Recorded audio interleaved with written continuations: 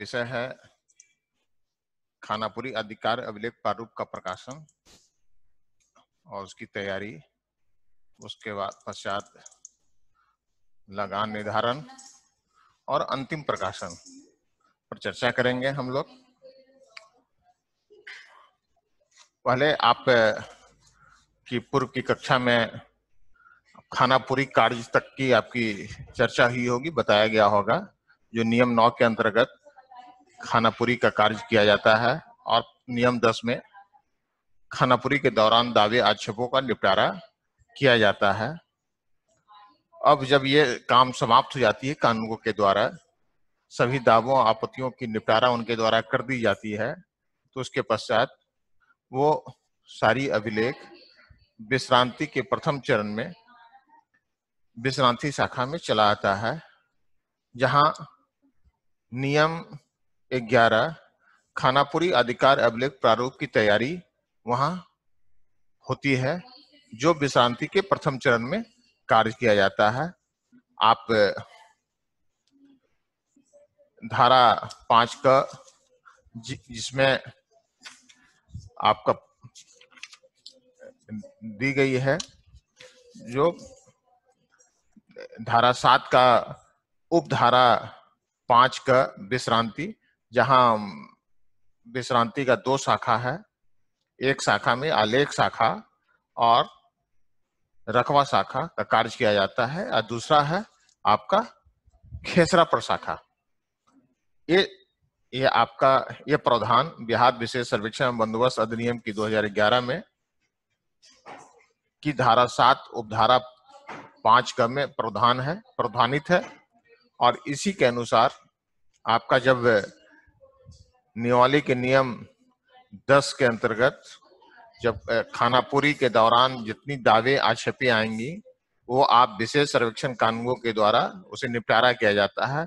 उसके पश्चात सभी अभिलेख जांच हेतु विश्रांति के प्रथम चरण में आता है। विश्रांति आप में जानते हैं कि अगले चरण की कार्य के लिए अभिलेखों की तैयारी की जाती है।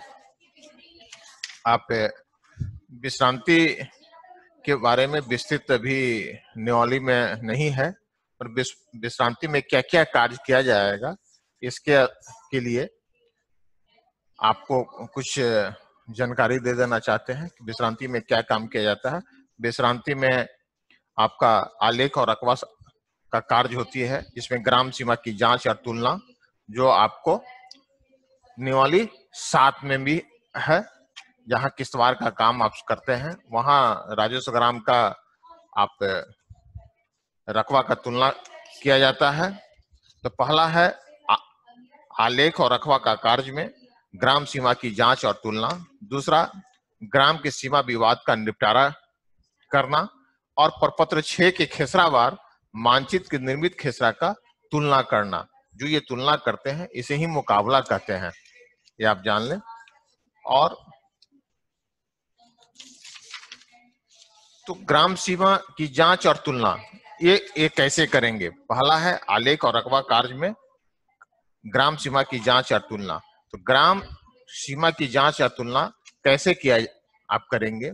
जो वहां जो शाखा होता है उस वहां भी पदस्थापित होते हैं सहायक बंदोबस्त अधिकारी, कानूनगो भी वहां रहेंगे, साथ ही अमीन भी वहां रहेंगे विश्रांति शाखा में। उनका वो जो उनका कार्य है, उनका दायित्व, उसके बारे में बता रहे हैं कि जब आएगा खानापुरी के बाद अभिलेखों का कैसे जांच करेंगे। तो पहला काम करना है क्या? ग्राम सीमा की जांच और तुलना, जिसमें राजस्व ग्राम का सीमा मोटी रेखा से होनी चाहिए। जो मानचित्र आएगी उस मानचित्र पर जो बाउंड्री होती है वो क्या होना चाहिए? मोटी रेखा से होना चाहिए। यदि ग्राम सीमा नदी है, सड़क है, आहर है, पैन है, तब नदी का जो साइन होता है, कन्वेंशनल साइन होता है, वो नदी का साइन होना चाहिए। ऐसा भी होता है कि ग्राम सीमा, राजस्व ग्राम का ग्राम सीमा पर अगर नदी है तो नदी का रहेगा, सड़क रहेगी तो सड़क का जो कन्वेंशनल साइन रहेगा उससे वो साइन का प्रयोग किया जाएगा।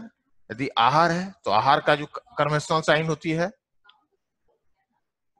वो उसका प्रयोग किया जाता है। यदि पैन से विभाजित हो रही है 2 राजस्व ग्राम तो उस पैन का कन्वेंशनल साइन दिया जाएगा। तो ये आपको वहां जो लोग विश्रांति में पदस्थापित होंगे उनके द्वारा ये ग्राम सीमा की जांच और तुलना में ये पहला कार्य ये देखेंगे कि भाई राजस्व ग्राम का जो सीमा है मोटी रेखा से होनी चाहिए। यदि 2 राजस्व ग्राम के बीच अगर नदी से, सड़क से, आहर से, पैन से अगर विभाजित हो रही है, सीमा रेखा निर्धारित हो रही है, वहां कन्वेंशनल साइन का प्रयोग किया गया है कि नहीं। फिर दूसरा है, यदि किसी ग्राम का मानचित्र एक से अधिक सीटों में बना हुआ है तो सभी सीटों को आपस में मिलान की स्थिति में एक ही ग्राम के विभिन्न सीटों की सीमा के मध्य विसंगति तो नहीं है। अगर यदि मान लीजिए 2 सीट को मिलाते हैं तो जो खेसरा है या सड़क जाती है, रास्ता जाती है, वो मिलता है कि नहीं, वो है उसको देखना है कि ये सही तरीके से वो मानचित्र एक दूसरे से बैठता है कि नहीं, उसमें किसी प्रकार का विसंगति नहीं होनी चाहिए।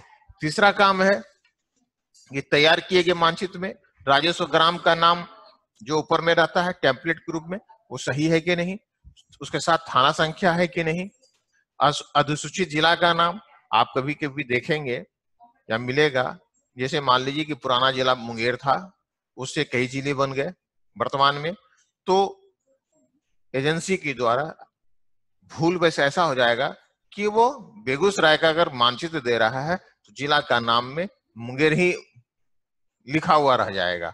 तो उसी स्थिति में इसकी भी जांच कर ले कि वो जो राजस्व ग्राम है वो जिस अंचल के अंतर्गत है उस अंचल का नाम सही है कि नहीं, जो अधिसूचित जिला का नाम उस पर अंकित है कि नहीं मानचित्र पर, इसे भी आपका देखा जाएगा, देखना अनिवार्य है।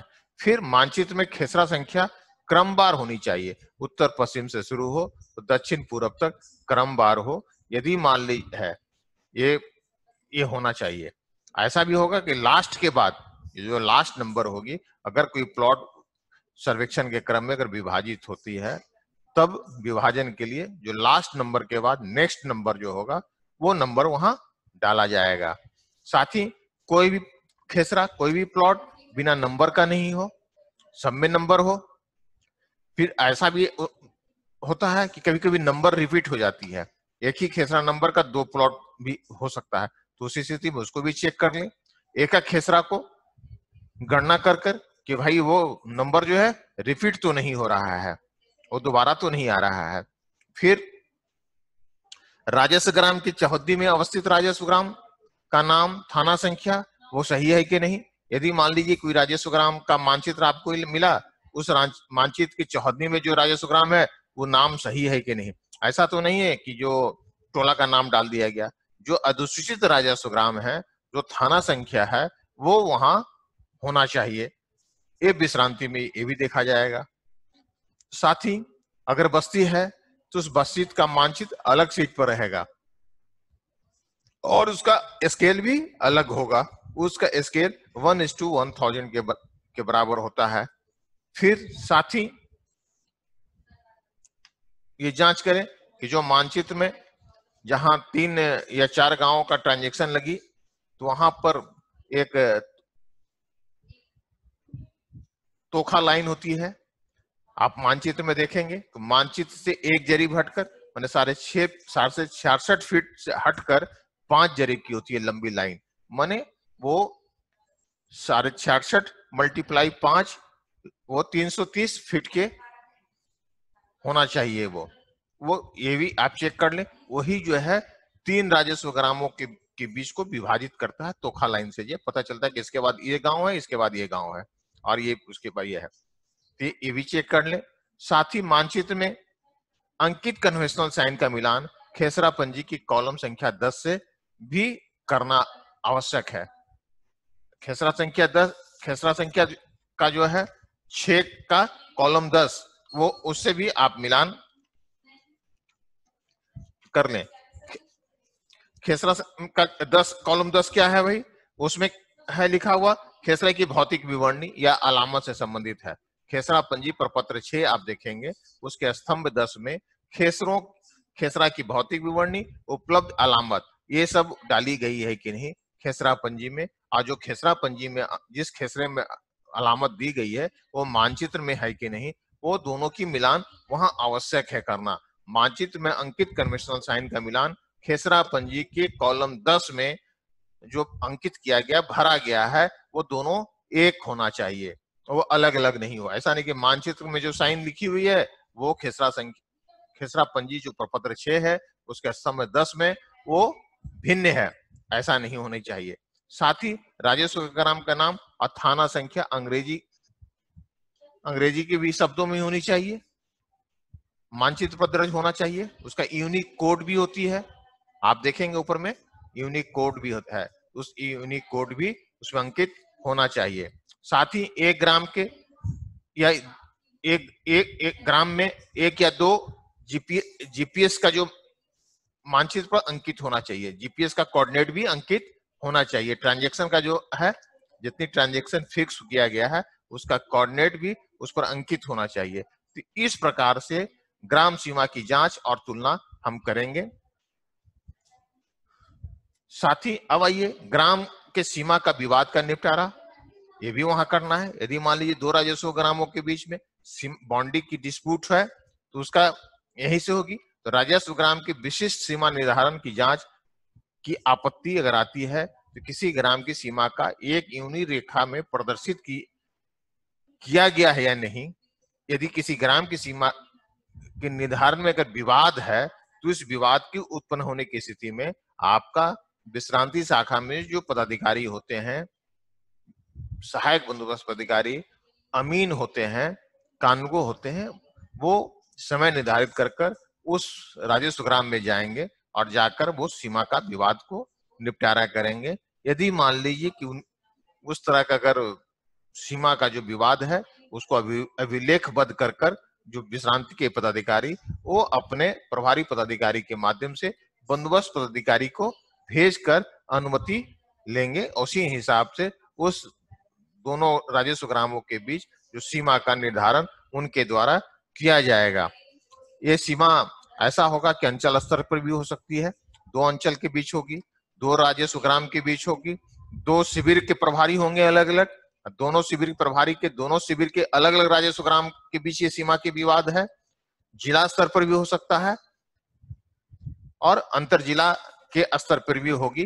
तो इस स्थिति में बंदोबस्त पदाधिकारी के संज्ञान में लाकर इस सीमा का निपटारा किया जाएगा, इसका निराकरण किया जाएगा, इस विवाद को सुलझाया जाएगा। साथ ही खेसरा पंजी प्रपत्र 6 में रैयतों का नाम और उनके स्वामित्व वाले खेसरों की प्रविष्टि की भी जांच किया जाना है। विशेषकर रैयतों के धारित खेसरा का रकबा कागजातों के आधार पर जांच किया जाएगा। जो खेसरा में रकबा है उसका जो खानापुरी अधिकार अभिलेख है उसमें उसका रकबा दोनों मिलना चाहिए है। फिर ग है निर्मित खेसरावार मानचित्र के निर्मित खेसरा का रकबा का तुलना करेंगे। जो अभी हम बता रहे थे कि मुकाबला वहां करना है, जो अधिकार अभिलेख में खेसरा का एरिया होगा और मानचित्र में जो खेसरा का एरिया होगा दोनों सेम होना चाहिए, ये आप जान लें। ये सब काम यहां होगी। अब इसके बाद अमीन तैयार खेसरा पंजी के प्रत्येक खेसरा का रकबा और मानचित्र के खेसरा का रकबा मिलता है कि नहीं, इसका आपको भी करेंगे। मानचित्र में प्रदर्शित खेसरा का रकबा प्रपत्र 6 में तैयार खेसरा पंजीत में रकबा का मिलान किया जाएगा। असमानता की स्थिति में इसकी जांच की जाएगी। यदि अगर अंतर आता है तो विश्रांति में जो पदाधिकारी हैं वो संबंधित शिविर को अभिलेख को वापस करेंगे, मानचित्र को वापस करेंगे और उसको जांच कर उसे ठीक करेंगे। साथ ही यदि राजस्व ग्राम के आसन राजस्व ग्राम के कुल रकबा पुराने रकबा से कम पड़ता है तो दोनों राजस्व ग्राम के खेसरों का स्वामित्व से प्राप्त और शांतिपूर्ण दखल कब्जा का आधार पर आसन ग्राम के कुल रकबा शामिल करने के लिए बंदोबस्त पदाधिकारी को निर्णय हेतु भेजेंगे वो। ठीक है, तो इस प्रकार से ये प्रथम चरण का काम विश्रांति में किया जाएगा। जब ये विश्रांति में इस तरह का ये प्रथम चरण का काम समाप्त हो जाएगी तब आपका खानापुरी अधिकार अभिलेख जो नियम 11 में कहता है कि वो तैयार हो गया प्रकाशन के लिए, तब वो प्रकाशन के लिए वो भेजा जाएगा नियम 12 के तहत। कि भाई खानापुरी अधिकार अभिलेख प्रारूप का प्रकाशन करना है। तो उसे क्या होगा भाई कि प्रारूप प्रकाशन प्रपत्र 12 में तैयार किया जाता है जो ऑटो जनरेटेड है। परंतु प्रकाशन से पूर्व आपके जो सहायक बंदोबस्त अधिकारी होंगे, जो शिविर के प्रभारी होंगे, प्रपत्र 13 में एक सूचना निर्गत करेंगे और वो सूचना संबंधित राजस्व ग्राम के लिए होगा। वहां के रैयतों को बताया जाएगा कि ये प्रकाशन दिनांक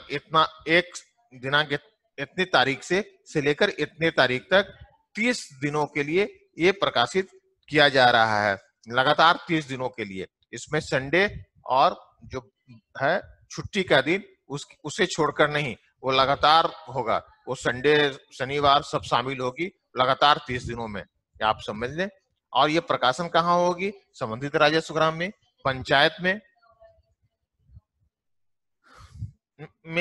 कार्यालय में और अंचल कार्यालय के सूचना पट पर उस नोटिस को चिपकाकर और आप अपने शिविर में उस प्रारूप प्रकाशन जिस राजस्व ग्राम का है उसे रखेंगे। रैयत आएंगे, उसे देखेंगे, तो रैयत देखने के लिए उन्हें किसी प्रकार का फीस नहीं लिया जाएगा, मुफ्त में रैयतों को दिखाया जाएगा। आपके अमीन रहेंगे, वो अपना दिखाएंगे कि भाई आपका इस खाता में आपका नाम, रैयत का नाम, पिता का नाम, पता, लिंग सब सही है कि नहीं देख लीजिए।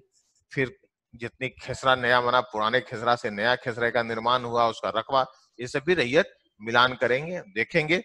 और साथ ही यदि रैयत चाहे कि पूरे राजस्व ग्राम का मानचित्र मुझे उनकी लेने की इच्छा हो, तो जो निदेशक भू अभिलेख परिमाप निदेशालय के द्वारा उस मानचित्र को बिक्री करने के लिए एक फी नियत की जाएगी है। उसी नियत दर पर आपके शिविर के द्वारा पूरे संपूर्ण राजस्व ग्राम का मानचित्र वो कोई भी चाहिए रैयत अगर चाहते हैं तो ले सकते हैं और उन्हें आपको देना है।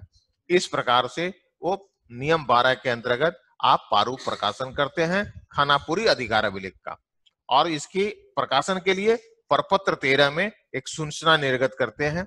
ये आप जान लें, जो नियम 13 उपनियम 1 में है कि प्रपत्र 13 में एक आम सूचना निर्गत किया जाएगा प्रारूप प्रकाशन के लिए और दावा आपत्ति आमंत्रित करने के लिए। आप आमंत्रित करते हैं कि रैयत जो आएंगे देखने के लिए, उनको लेगा कि नहीं मेरे रकमा में अंतर है, या मेरा जो जमीन हमने परचेज किया था वो मेरे नाम से प्रारूप प्रकाशन में मेरा नाम नहीं है, वो पूर्व विक्रेता का ही नाम अंकित है, तो इसी स्थिति में प्रपत्र 14 में वो आपत्ति करेंगे कि भाई हमारा नाम दर्ज नहीं है, हम ये विक्रय पत्र के आधार पर ये जमीन खरीद किए हैं और मेरा नाम दर्ज किया जाए।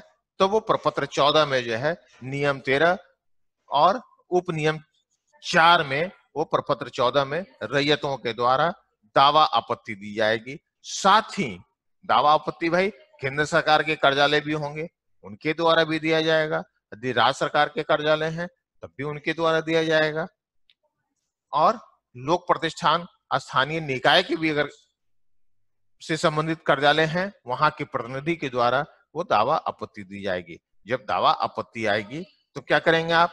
उन दावा आपत्तियों को शिविर में प्रपत्र 15 में एक पंजी का संधारण होगा, वो पंजी आपको जिला बंदोबस्त कार्यालय के द्वारा उपलब्ध कराया जाएगा। वो पंजी आपके गुलजार बाग में सचिवालय प्रेस है, वित्त विभाग की सचिवालय प्रेस में सारी प्रपत्र और पंजी प्रिंट हो रही है, और वहीं से पंजी आपको जिला बंदोबस्त कार्यालय में जाएगा और जिला बंदोबस्त कार्यालय के माध्यम से आप सभी शिविर के प्रभारियों को उपलब्ध कराया जाएगा। तो प्रपत्र 14 में रैयतों के द्वारा जो आपत्ति आएगी वो 15 में एंट्री कर आपके संबंधित लिपिक जो वहां होंगे प्रतिनियुक्त, उनके द्वारा उसी प्रपत्र 15 में उन सभी आपत्तियों को दर्ज करेंगे। ठीक है। साथ ही रैयतों को जब आपत्ति लेकर आएंगे तो उनकी एक पावती भी देना है। तो पावती देने के लिए क्या है भाई, एक रसीद प्रिंट मिलेगा आपको, और ऊपर प्रपत्र 16 में पावती रसीद रैयत को देंगे, वो उनसे आपत्ति लेंगे और प्रपत्र 16 में एक पावती रैयतों को उपलब्ध करा दिया जाएगा। ठीक है। उसके उसके बाद रैयत पावती ले लिए, चले गए, तो लिपिक का दायित्व बनता है, आप वहां कानूनगो के रूप में पदस्थापित रहेंगे। तो आपको भी देखना काम है कि रैयत जो आए दावा लेकर प्रपत्र 14 में, वो तो पंजी 15 में एंट्री हो गई, 16 में पावती दे दी गई। उसके पश्चात लिपिक का दायित्व बनता है उसी वक्त, उसी दिन तुरंत एक अभिलेख का संधारण करें उस आपत्ति के आधार पर, और अपने शिविर के जो विशेष सर्वेक्षण सहायक बंदोबस्त पदाधिकारी हैं उनके समक्ष उपस्थापित करें। और ठीक है, ये ताकि वो कार्रवाई प्रारंभ हो जाए, सुनवाई की कार्रवाई प्रारंभ हो जाए। इस प्रकार से जब अभिलेख आएगा, अगर आपके लगेगा कि विशेष सर्वेक्षण सहायक बंदोबस्त पदाधिकारी को इसमें सूचना निर्गत करना है सभी संबंधित पक्षकार को, या जो आपत्ति करता है उन्हें भी सूचना प्रपत्र 17 में विशेष सर्वेक्षण सहायक बंदोबस्त पदाधिकारी वो करेंगे, और उस तिथि को जो दावा करता है, आक्षेप करता है, उपस्थित होगा और उससे संबंधित जितनी आवश्यक साक्ष्य है या कुछ भी अगर उसे बताना है वो उस दिन आकर देगा। और देने के बाद में फिर आपके जो सहायक बंदोबस्त पदाधिकारी हैं उनके द्वारा यदि आवश्यक समझेंगे कि अमीन का जांच प्रतिवेदन चाहिए, तो एक अगली तिथि देते हुए अमीन से जांच प्रतिवेदन की मांग करेंगे। अमीन के द्वारा जब जांच प्रतिवेदन आ जाएगा, तब उसके बाद उनके द्वारा सुनवाई में अपना आदेश पारित करेंगे, और उस तदुपरांत अमीन के द्वारा उस आदेश के आलोक में मानचित्र में भी संशोधन किया जाएगा, और साथ ही प्रारूप जो प्रपत्र 6 है उसमें भी संशोधन किया जाएगा, और साथ ही जो हार्ड कॉपी है प्रपत्र 12 का उसमें भी अमीन के द्वारा तरमीम किया जाएगा। क्योंकि आप जान लें कि हमारा प्रपत्र 12 जो है ऑटो जनरेटेड है, जब 6 में संशोधन हो जाएगी सिस्टम में, हार्ड कॉपी भी तो मैन्युअली अमीन कर देंगे, और जो हमारा जो सिस्टम में जो है, जो software land survey land management जो सॉफ्टवेयर है उसमें भी संशोधन 6 में होगी, तो स्वतः 12 में भी हो जाएगा हमारे है सॉफ्टवेयर में। तो इस प्रकार से आपका जितनी आपत्तियां आई है वो तय सीमा के अंतर्गत, क्योंकि सहायक बंदोबस्त पदाधिकारी को 60 कार्य दिवस के अंदर में वो सारी आपत्तियों को निपटारा करना है। तो आप समझ लीजिए, तो इसलिए आपको बताया कि आप ये देखेंगे जिस दिन आपत्ति आती है उसी दिन अगर अभिलेख खोलकर सहायक बंदोबस्त पदाधिकारी के समक्ष उपस्थापित कर दिया जाएगा, तो वो आपका 3 सप्ताह में उनके द्वारा निष्पादन कर दिया जाएगा। यदि मान लीजिए क्या होता है, कभी कभी देखा गया है कि आपत्ति उदाहरण के तौर पर 1 जून से लेना है, 1 जून से आपत्ति आना शुरू हुई, आपत्ति प्रकाशन किया जाता है 30 दिनों के लिए, तो 30 जून तक इंतजार नहीं करना है अभिलेख खोलने के लिए कि भाई सारी आपत्ति आ जाएगी, 1 जुलाई से इसकी सुनवाई प्रारंभ होगी।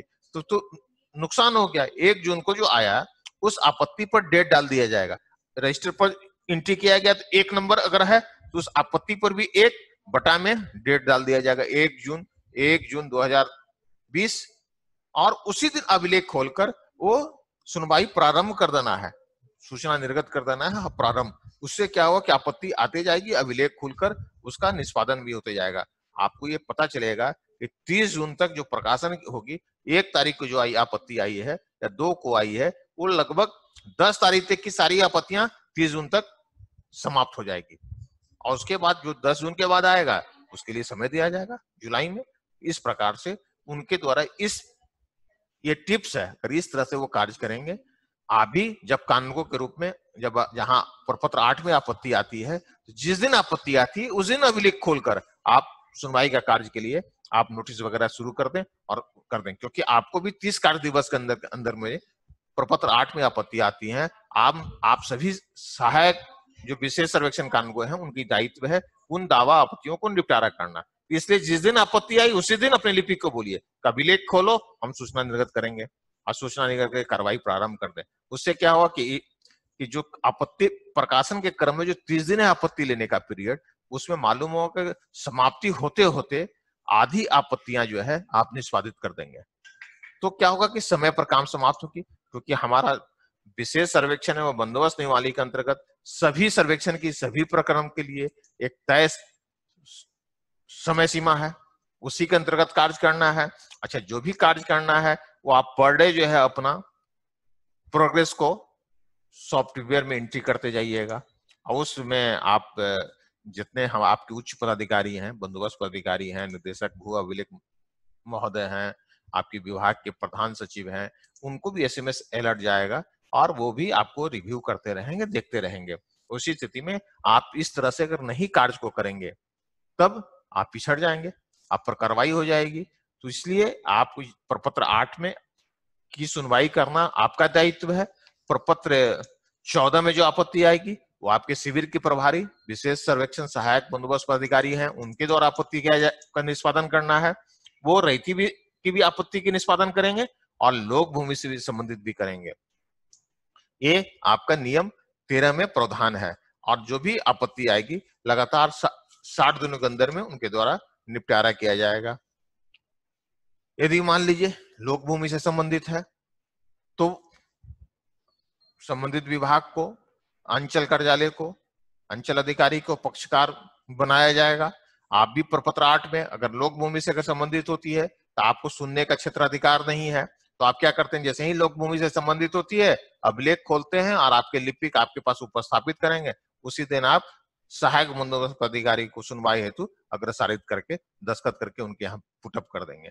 उस समय जो शिविर के प्रभारी होते हैं, लोक भूमि की सुनवाई अगर प्रपत्र 8 में आपत्ति की कर लिए तो फिर ये 14 में आपत्ति आएगी तो नहीं सुन सकते हैं। तो उसी स्थिति में क्या होता है कि बंदोबस्त पदाधिकारी वो बगल वाले बंदोबस्त जो होते हैं एएसओ, उनको वहां प्रतिनियुक्त करते हैं प्रपत्र 8 में आपत्तियों की निष्पादन करने के लिए।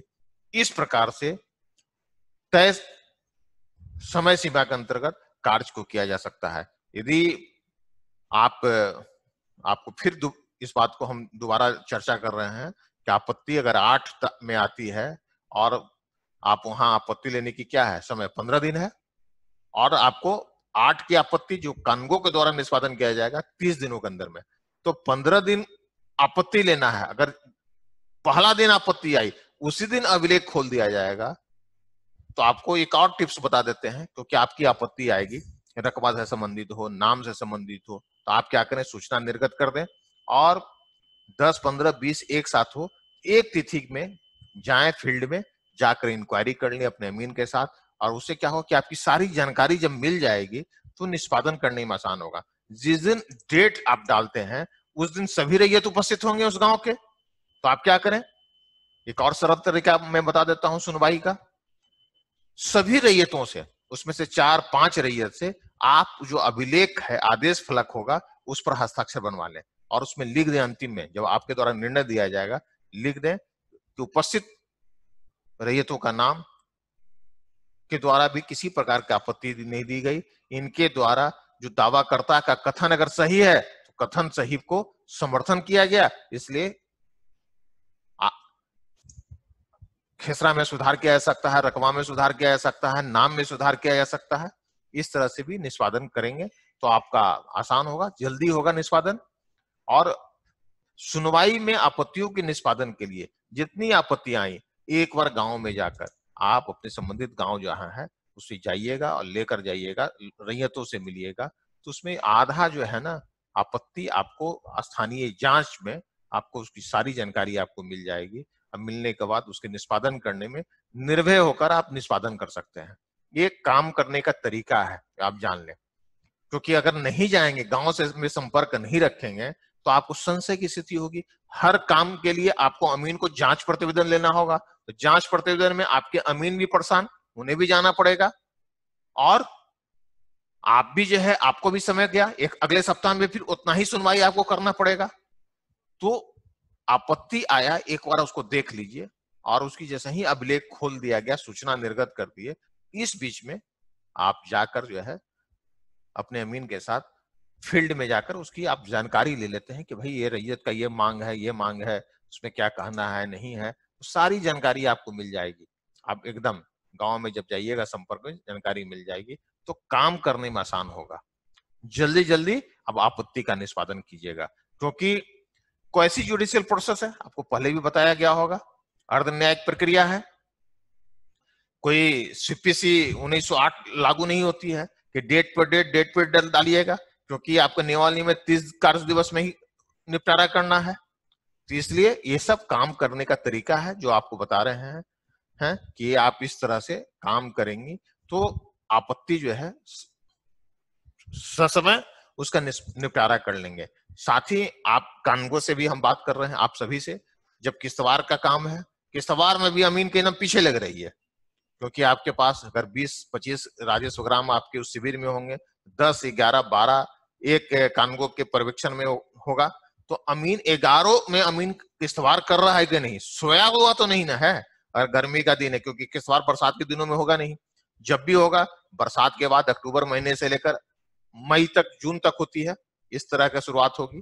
तो इस स्थिति में सभी अमीन को सुबह 6 बजे से एकदम फील्ड में भेज दीजिए, 7 बजे से, मैंने 10-11 बजे तक वो करकट चलाए, क्योंकि नापी का काम मिलान करना गर्मी के दिनों में नहीं होगी। अगर ठंड के दिनों में है तो कोई दिक्कत नहीं है, 9 बजे भी जाएगा तो 4 बजे शाम तक वो कर सकता है। तो इसी स्थिति में अमीन किश्तवाड़ अच्छा से कर दिया, और उसके बाद तब क्या होगा, रकबा की भिन्नता जो होती है, खेसरों में रकबा की जो भिन्नता होगी, एरिया की भिन्नता, वो कम आएगा। और नाम से संबंधित भी जो संशोधन की बात होगी, चौहद्दी में नाम का संशोधन की बात होगी, अगर सही सही वो खानापुरी हो गया तो फिर प्रपत्र 8 में आपत्ति कम आएगी, कम आपको सुनना पड़ेगा, जवाबदेही आप पर कम आएगी, क्योंकि आप उस काम को, क्योंकि क्या अभी तक हम लोग देखे कुछ पायलट प्रोजेक्ट के रूप में कुछ कुछ अंचलों में जो शुरू हुई या कुछ गांवों में, वहां क्या हुआ कि अमीन साहब किश्तवाड़ करने ही नहीं गए, एजेंसी के द्वारा मानचित्र दिया गया, बैठे बैठे कह दिया ओके सब ठीक ठाक है सर, बना के दे दीजिए। तो मालूम हुआ कि 4 पॉलीगोन था, 4 खेसरा बन गया, मगर रैयत एक ही था, एक ही रैयत के स्वामित्व का 4 पॉलीगोन था, एक खेसरा का निर्माण होना चाहिए था, आप समझ लीजिए। तो उसी स्थिति में क्या हुआ भाई, वो आपत्ति आई रैयतों की, 4 खेसरा तो आप नहीं बनाइएगा, तो उसमें आपका नंबर ऑफ प्लॉट्स भी बढ़ जाएगा, तो किश्तवाड़ सही तरीके से नहीं हुआ। खानापुरी भी क्या किया, बैठे बैठे कर देगा। और आप जान लें, एकदम तरीका है कि मैं अपनी अपनी अनुभव शेयर कर रहा हूं आप लोगों के साथ, कि खानापुरी में भी क्या करते हैं अमीन, कि प्लॉट में नहीं जाएंगे, गांव में जाकर किसी बड़े रैयत के पास बैठ जाएंगे और वहीं रहेंगे। जो रैयत आया उसका खानापुरी किया, उसका यादाश्त पारित किया पंजी प्रपत्र 3-2 में। नहीं आया तो क्या करेगा वो, आनावाद बिहार सरकार, और दखलकार में लिख देगा उस रैयत का अवैध दखलकार मोहन सिंह, श्याम सिंह, चंद्रमा सिंह। आप फिर उसमें क्या होगा, जब आपत्ति आएगी अब सीओ को भी नोटिस कीजिए, क्योंकि बिहार सरकार लिखा हुआ, रैयत को भी कीजिए, और रैयत को मालूम होगा कि रसीद कट रही है, या सो घोषणा रैयत तो दे दिया तो सत्यापन हुआ तो ठीक है, सभी रैयत सो घोषणा भी नहीं देंगे। तो इसलिए खानापुरी के लिए भी एकदम पीछे पीछे आप उसके एकदम चलिए कि भाई जाओ गांव में जाकर खानापुरी करो, और प्लॉट पर जाओ, खेत पर जाओ, हर प्लॉट पर जाकर रैयतों से संपर्क करके कागज लो, और कम से कम उसे खानापुरी किश्तवाड़ 75 से 100 पॉलीगोन पर डे, और खानापुरी का काम में 75 खानापुरी, 50 से 75 प्लॉट पर डे वो खानापुरी करेगा, तब वो कार्य का संपादन करेगा। और इतना कार्य हो गया तो आपत्ति भी कम आएगी आपको, आप समझ लीजिए, तब आप करेंगे। तो इसी प्रकार से जब 8 की आपत्तियों की निपटारा आप कर देंगे तो 14 में भी आपत्ति कम आएगा, समय कम लगेगा, क्योंकि एक गांव को 300 दिनों के अंदर में अंतिम प्रकाशन तक काम खत्म कर देना है, सर्वेक्षण का सारा प्रक्रम समाप्त होना चाहिए। एक एवरेज मैनेज है, अगर मान लीजिए बहुत बड़ा गांव है तो एक्स्ट्रा समय मिलेगा, मगर 1500 प्लॉट का अगर गांव है तो 300 दिनों में आपको समाप्त करना है मैक्सिमम। तो इसी स्थिति में आपका प्रपत्र 14 में भी आपत्ति कम आएगी, उसकी सुनवाई भी विशेष सर्वेक्षण सहायक द्वारा कम करना होगा, उनके द्वारा मेमो ऑफ इंस्पेक्शन भी कम बनाना होगा, और वहां आपको साथ चलने के लिए भी कम बात बोलेंगे, कम आपत्ति रहेगी तो आपको भी नहीं कहेंगे कि भाई चलो मेरे साथ, तो आप दूसरा भी काम कर सकते हैं। इस प्रकार से उनके द्वारा जब नियम 13 के अंतर्गत सारी आपत्तियों का निपटारा कर लिया जाएगा, तो नियम 14 में पुनः फिर विश्रांति का द्वितीय चरण है। यहां द्वितीय चरण ये जो होगा वो बृहद होगा, क्योंकि हमारा पारू प्रकाशन हो चुकी है, आपत्तियों का निष्पादन कर दिया गया है। अब हमारा द्वितीय चरण में जो विश्रांति का होगा, अगले चरण के लिए अभिलेख तैयार करते हैं। अगला चरण क्या होगा, होता है अंतिम प्रकाशन। अंतिम प्रकाशन किसके हस्ताक्षर में मोहर होती है, बंदोबस्त पदाधिकारी के हस्ताक्षर में मोहर होती है। वहां जिम्मेवारी ज्यादा बढ़ जाती है, क्योंकि बंदोबस्त पदाधिकारी जिले के संभारता है, आप समझ लीजिए। तो उसी स्थिति में जब उनके हस्ताक्षर से प्रकाशित होगी और आपत्तियां मालूम हुआ कि एक छोटा गांव 500 प्लॉट का है, आपत्ति आ गया 1000, तब तो फिर आप जांच के घेरे में आ गए कि आप कहीं नहीं गए हैं, आप लोग काम का सही निष्पादन नहीं किए। तो उसी स्थिति में आप लोग सब कार्रवाई हो जाएगी, आप एसओ, कानगो, अमीन सब पर कार्रवाई हो जाएगी। वो देखा जाता है कि यदि मान लीजिए किसी राजस्व ग्राम में आपत्ति कम आती है, यदि मान लीजिए अगर आपका प्रपत्र 8 में आपत्ति 10-15 आया, इसका मतलब किस्तवार सही से नहीं किया गया। अगर उसमें 500 भी आ गया तब भी सही तरीके से नहीं किया गया। तो इसलिए 50-60 आती है तो चलेगा। इसलिए किस्तवार, आप जब भी किस्तवार खानापुरी का दायित्व बनता है आपका, क्योंकि आप पर्यवेक्षक हैं, आपको एकदम दायित्व बनता है उसके पीछे रहना, मॉनिटरिंग करना। आप अपने गांव में लाइनिंग रखें, वहां का 10-20 रैयत का मोबाइल नंबर रखें। आप बैठे बैठे गांव से, क्या आपके यहाँ गए हैं अमीन साहब कितने बजे पहुंचे हैं, थोड़ा सा दिखाइए तो व्हाट्सएप से, जैसे अमीन साहब कहाँ पर हैं। इस तरह से मॉनिटरिंग, क्योंकि आपके अंतर्गत भी 10-12 होगा और आपको भी देखना है, और आपको भी देखने के लिए हम लोग हैं यहाँ से कि आप कहाँ हैं। आपकी हो सकता है कि आपकी मोबाइल को, अब तो मॉडर्न एज है भाई, जीपीएस पर डाल दिया जाएगा, लोकेशन दिया जाएगा कि आप कहाँ हैं, गांव में है कि नहीं। तो अब वो जमाना गया। अभी देख रही हैं ऑनलाइन आप लोग ट्रेनिंग मिल रहा है, कभी हम लोग सोचे भी नहीं थे कि ऑनलाइन ट्रेनिंग देंगे आप लोगों को, अभी तक चल रहा था। कितना बदल गया। अब हम देखते हैं कि सब लोगों से बारी बारी से जुड़ते रहते हैं, देखते रहते हैं कि कौन क्या कर रहे हैं। लग रहा है कि अभी हम पेज 5 पर आप लोगों को देख रहे हैं, 6ठे पेज वाले लोग अपना कहीं सोए हुए हैं, तो हम उसको चेंज करते रहते हैं।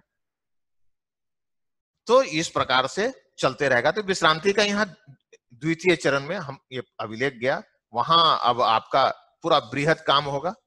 इसके लिए भी ये जो अभी विश्रांति का पूरा नियमावली में क्या क्या काम है वो डिराइव नहीं किया गया है, अलग से एग्जीक्यूटिव ऑर्डर से मिलेगा। ये संचिका चल रही है, इसको मैंने तैयार किया है कि ये सब काम करना है। तो इसलिए आपको अग्रिम के तौर पर हमें बता देना चाह रहा हूं कि ये सब काम करना किया जाएगा। यहाँ अब क्या होगा कि प्रपत्र 8 में जितनी आपत्ति की निष्पादन कानूनगो के द्वारा किया गया, अब एक बार सबको देख लिया जाएगा उसको तरमीम किया गया कि नहीं। तरमीम जो प्रपत्र 6 में और मानचित्र में भी उस आदेश का अनुपालन किया गया कि नहीं। तरमीम में ही ना, भी आदेश का अनुपालन, जोर घटाओ कहीं जुटेगा कहीं घटेगा। तो उस स्थिति में ये पहला काम होगा, ये काम यहां हो जाएगी। फिर है प्रपत्र 14 में जो आदेश हुई सहायक बंदोबस्त पदाधिकारी के द्वारा विश्रांति के द्वितीय चरण में, वो देखा जाएगा कि वो कार्य किया गया है कि नहीं, तरमीम किया गया है कि नहीं। साथ ही अब ये सब जब हो जाएगी तो मानचित्र की जो मुद्रित कॉपी है, सॉफ्ट कॉपी है, उसमें खेसरों संबंधित भौतिक विवरणीय चिन्हों, अलामतों, वो जो मानचित्र में है वो खेसरा पंजी में है कि नहीं, फिर एक बार मिला लिया जाएगा। ऐसा नहीं है कि मानचित्र में कुआं दिख रहा है और खेसरा पंजी का स्तंभ 10 में कुआं ही नहीं अंकित है, अधिकार अभिलेख में वो जमीन का किस्म अलग है। तो उस स्थिति में क्या होगा कि मानचित्र तो बहुत दिक्कत है, क्योंकि आप जिस काम को कर रहे हैं ये बिल्कुल एक इस अधिकार अभिलेख है, रिकॉर्ड ऑफ राइट बनाने जा रहे हैं। एक बार जन्म कुंडली बचपन में बन जाता है, उसी पर सारा ग्रह नक्षत्र देखा जाता है बुढ़ापे तक जो है। किसी भी परेशानी आती है तो क्या होता है कि भाई जन्म कुंडली निकालो, जैसा पंडित जी से दिखाते हैं, तो सही जहां जरूरत होगी विवाद, वहां खतियान निकालो, मानचित्र निकालो, उसी से देखा जाता है। आज भी हम गाँव में विवाद होती है, जहाँ कैडेस्ट्रल सर्वे आच्छादित है ग्राम, वहां कैडेस्ट्रल सर्वे खतियान देखा जाता है, मानचित्र देखा जाता है, रिविजन संबंधित है तो रिविजन से देखा जाता है। तो इस प्रकार से सारा उसका रेंडमली जो है वहां जांच होगी, क्योंकि बहुत ज्यादा गांव रहेगा। तो कम से कम वो विश्रांति में जो एसओ होंगे, कानगो होंगे, अमीन होंगे, वो रेंडमली पूरा मिलाते हैं, और जरूरत होती है तो फील्ड में भी जाएंगे और जाकर जांच करेंगे। अब आइए प्रपत्र 6 में कॉलम 12 से 17 तक है। फिर 19 से 23 कॉलम है प्रपत्र 6 का, उसे सही तरीके से भरा गया है कि नहीं, और कॉलम प्रपत्र 12 का कॉलम 8 से 12 तक का भी जांच किया जाएगा। क्यों? इसी के आधार पर लगान दर तालिका का संधारण किया जाता है, तय किया जाता है, तैयार की जाती है प्रपत्र 18 क्रम में। इसलिए यहां पर ये देखा जाता है कि भाई ये सब कुछ सही है कि नहीं, फसल वगैरह है दिया हुआ है नहीं सही, कृषि, भीट, व्यवसायिक, चौड़ दियारा, ये सब भी सही सही लिखा हुआ है कि नहीं, इसके भी मिलान वहां किया जाता है, ताकि वो अगले प्रक्रम के लिए हम ये अधिकार अभिलेख को हम तैयार कर रहे हैं। तो फिर एक और काम किया जाता है वहां विश्रांति में, अधिकार अभिलेख को उसे अंतिम प्रकाशन के पूर्व रैयतों के नाम जो हिंदी वर्णमाला के अनुसार अ से लेकर ग अक्षर तक नाम को सिलसिलेवार रखा जाता है। आप जान लीजिए, इसी प्रक्रिया को हम तरतीब कहते हैं, कहा जाता है। और जब इस प्रकार से समुचित जांच पड़ताल हो जाता है, तुलना के बाद विश्रांति के सभी प्रभारी सहायक बंदोबस्त अधिकारी के द्वारा हस्ताक्षरित कर नया तेरीज खेसरा पंजी तैयार वो करते हैं। ये आप जान लीजिए, नया जो तेरीज होती है, नया तेरीज मैंने खतियानी विवरणी प्रपत्र 18 में तैयार किया जाएगा और 19 में आपका खेसरा पंजी बनती है। तो इसलिए आप जब 14 में आपत्ति की सुनवाई होती है तो प्रपत्र 6, क्योंकि प्रपत्र 6 और 5 से ही 18-19 बनता है, पुराना प्लॉट और नया खेसरा लिखा रहता है, नया प्लॉट जो बना, तो 6 में जब हम करेक्शन कर देंगे तो 12 क्या है, ऑटो जनरेटेड है, स्वतः उसमें करेक्शन हो जाएगा। परंतु 6 का भी हम हार्ड कॉपी निकालते हैं, 12 का भी निकालते हैं प्रकाशन करने के लिए, तो मैनुअली जो है उसमें भी लाल स्याही से, लाल पेन से अमीन आपका तरमीम करेंगे, आपत्ति संख्या देते हुए और हस्ताक्षर करेंगे उस पर। ये प्रपत्र 8 का रहेगा, कानगो साहब भी, आप कानगो के हैसियत से आप भी हस्ताक्षर करेंगे, जब वो कर देंगे तो आप भी करेंगे।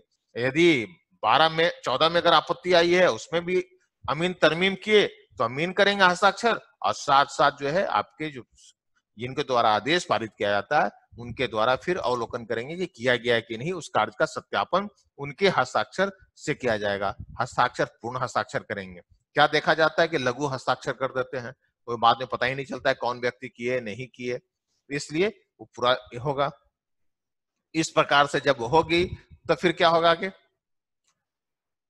अब लगान दर तालिका, तो आप धारा में आप पढ़े थे कि लगान का जो दर होगा वो राज्य सरकार के द्वारा विनिश्चित किया जाएगा। तो आपका नियमावली में आपका 14 नियम 14 और उपनियम 5 क में लगान दर तालिका संशोधन कर जोड़ा गया है वर्ष 2019 में, आपका ये अंतः स्थापित हुई है। इसमें तय किया गया है, आपको बता दें जानकारी के लिए कि जब कैडेस्ट्रल सर्वे हुआ था बीटी एक्ट में के समय में, बीटी एक्ट की अध्याय 10 और सेक्शन 104 में लगान कैसे विनिश्चित किया जाएगा उसमें प्रक्रिया दी गई है। उस जमाने में लगान उपज के आधार पर होती थी, भूमि के किस्म के आधार पर होती थी, सिंचाई का साधन देखा जाता था, और मार्केट उपज जो होती थी, धान जो जिन्स होते थे उसका मार्केट वैल्यू भी तय होती थी। मार्केट वैल्यू के लिए उस जमाने में आपके मारूफगंज में मंडी थी, पूर्णिया गुलाब बाग था, या बीटी एक्ट में समाहर्ता महोदय को वो दिया गया है कि प्रत्येक वर्ष वो दर निर्धारित करें सभी जिन्स का, सभी अनाज उत्पादन का जो है वो उनके द्वारा निर्धारित किया जाता है। तो उसमें क्या होता था कि कैडेस्ट्रल सर्वे हुआ तो उस जमाने में हो गया, जब रिवीजन सर्वे आई तो रिवीजन सर्वे में आपको जानकारी है, बताया गया होगा कि 20 जिले में ही अंतिम से किया गया, और लगान की जो दर तय करने की प्रक्रिया थी उसमें अच्छा खासा समय लग जाता था, 5 से 10 वर्ष लग जाता था। आप जब अधिनियम आया 2011 में, उस समय भी बहुत सी जिलों में रिवीजन सर्वे चल रहा था, 86 से 88 से 89 से, और 2011 तक वो नहीं हो सका था। तो आप समझ लीजिए वो प्रक्रिया जो रिवीजन सर्वे थी वो कैडेस्ट्रल सर्वे के मानचित्र जो ब्लूप्रिंट के आधार पर रिवीजन सर्वे होता था, और इतनी श्रमसाध्य और खर्चीला था और लंबा समय लगता था, लंबी समय के कारण भी वो फाइनल नहीं होता था, इसलिए ये एक्ट लाया गया। तो इस इस एक्ट और नियमावली में इसलिए राज्य सरकार क्या की, भाई अब तो सभी जगह खेती होती है, एक समान दर से उपज होती है और आपका, तो इसलिए एक फिक्स कर दिया गया, एक लगान दर तालिका विनिश्चित कर दी गई कि भाई यही लगान रहेगा हमारा 1 रुपये प्रति डिसमिल बास भूमि की, ये हम तय कर दी गई। कृषि योग्य भूमि है तो 75 पैसे प्रति डिसमिल, यदि भीट भूमि है तो 60 पैसे प्रति डिसमिल। उस जमाने में क्या था भाई, कृषि में क्या था कि धनहर 1, धनहर 2, धनहर 3, भीट 1, भीट 2, अब नहीं, वो सब खत्म हो गई। सीधी सीधी बात, कृषि योग्य भूमि है अगर उपज होती है तो 75 पैसे प्रति डिसमिल, अगर बास भूमि है जिसमें मकान बना हुआ है तो 1 रुपये प्रति डिसमिल, भीट भूमि है तो 60 पैसे प्रति डिसमिल, अगर चौर दियारा की भूमि है, पथरेली है तो 50 पैसे प्रति डिसमिल।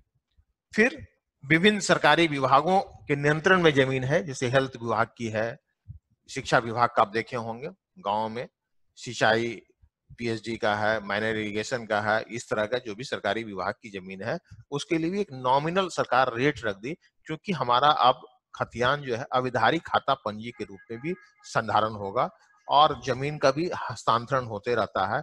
तो उस स्थिति में उस जमंदी उनकी कायम रहेगी, तो पता चले कि भाई इस विभाग की जमंदी है, क्योंकि पता नहीं चलता है, खतियान अलग रहता है और जमंदी अलग होती है। इसलिए ये नॉमिनल एक हमारी राज्य सरकार ने एक तय कर दिया कि भाई सरकार की भी जमीन हो तो 1 रुपये प्रति एकड़ हम नॉमिनल उसका रखेंगे, ताकि ये पता चले कि भाई उस विभाग के नाम से जवंदी चलती है। और साथ ही बहुत सा प्लॉट ऐसा मिलेगा आपको, प्लॉट में 50 डिसमिल का है, 20 डिसमिल में खेती हो रही है, 30 डिसमिल में व्यवसायिक कार्य हो रहा है, तब वहां भी आप जानते हैं बताया गया होगा कि बिहार कृषि भूमि गैर कृषि प्रयोजन के लिए संपरिवर्तन अधिनियम 2010 के अंतर्गत उस लगान उसका निर्धारण होता है। वो अनुमंडल पदाधिकारी का क्षेत्राधिकार है। अनुमंडल पदाधिकारी के द्वारा जिस भूमि पर गैर कृषि कार्य किया जा रहा है वहां लगान का निर्धारण किया जाता है, तो अंचल कार्यालय आता है और अंचल कार्यालय में उतनी भाग की जमीन पर लगान अलग तय होती है और लिया जाता है। तो आप जान लें, जब हमारा ये खतियान बन जाएगा, अधिकार अभिलेख बन जाएगा, तो ये डिजिटल होगा। ये अंचल अधिकारी को जब अविधारी खाता पंजी देंगे तो उसके माध्यम से ही वो दाखिल खारिज जो होती है, खतियान भी अपडेशन होते रहेगा, तो हमारा लगान उसी हिसाब से रहेगा। यदि मान लीजिए कि वो गैर कृषि प्रयोग करना बंद हो गया तो पुनः फिर कृषि की लगान उस पर लगेगा, जो 30 डिसमिल का जो लगान है उसी हिसाब से 50 डिसमिल का लगेगा। तो ये इस तरह से लगान जब तय हो जाएगी, और तय होने के बाद में क्या होगा भाई, शिविर में जब आप पूरे सभी खेसरों, उस मौजा का सभी खेसरों का लगान आप जो निश्चित किया गया है, उस हिसाब से जब आप कर उसे आप प्रकाशित किया जाएगा आपके विशेष सर्वेक्षण सहायक बंदोबस्त अधिकारी के हस्ताक्षर और मोहर से। वो प्रकाशन क्या होगा भाई, 15 दिनों के अंदर में वो आपका प्रावधान किया गया है नियम 14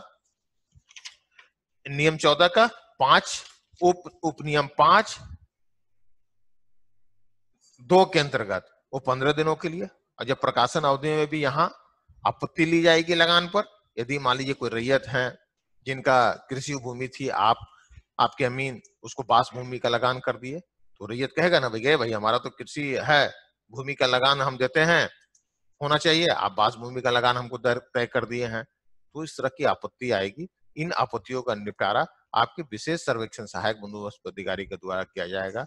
हो आवश्यकता समझेंगे तो आपसे भी जांच प्रतिवेदन लेंगे, अमीन जांच करेंगे, आपके अनुशंसा पर उसमें वो आदेश पारित करेंगे और उस प्रपत्र 8/18 क में जो बंदोबस्ती लगान दर तालिका तैयार किया जाएगा उसमें संशोधन होगी।